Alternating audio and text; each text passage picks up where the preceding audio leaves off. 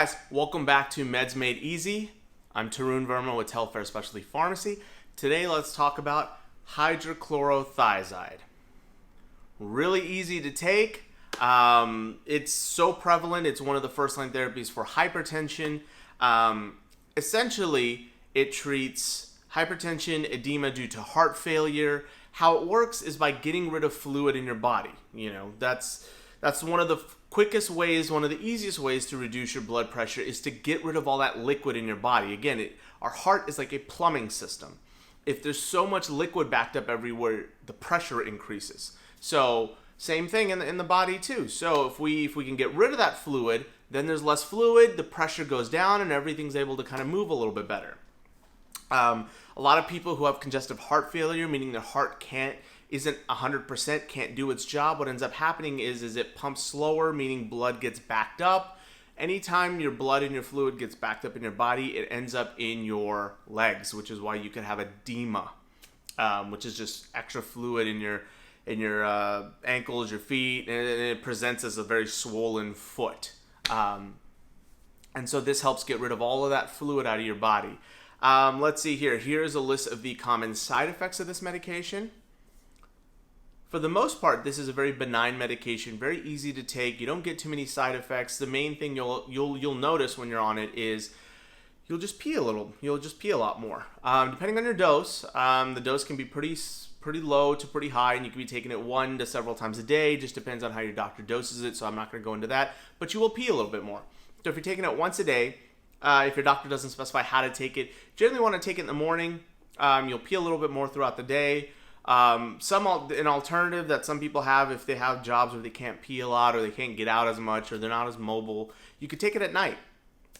And but then you'll wake up in the middle of the night to pee. So a lot of people don't like that, so they tend to like to take it in the morning. And that's also the best time to take a blood pressure medication because your blood pressure is the highest when you're awake and active. When you're asleep, it doesn't really help too much when you're asleep because your blood pressure is at its lowest in the day is when you're asleep. So that's something to watch out for. Let's see here.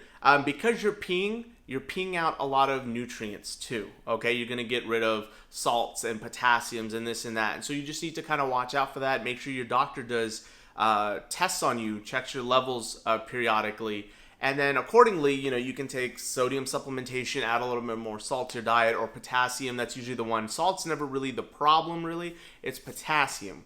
People lack potassium, and eventually you get put on like potassium supplements when you're on this medication if you're on the higher doses.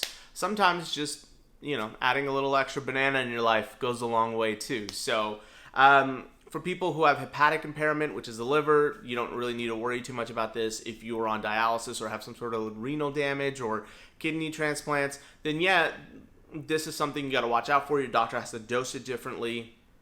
For women who are lactating, hydrochlorothiazide does come through in your breast milk. So that's something you have to let your doctor know, or your doctor should know, and they should have already had that conversation with you on how to go about tweaking it. Do we take you off the medication for a little bit, or what other fixes there are? Yeah, you have to really go through the doctor on that one. Beyond that's really it, guys. Just make sure that you're drinking plenty of water on this. It really isn't a good thing. You can't get rid of liquid if you don't have liquid going into the body. So you want to make sure that you are drinking water. You don't need to excessively drink water. You just need to drink enough throughout the day. Just the recommended, whatever it is that you're supposed to drink, the 8 glasses of water is a good start.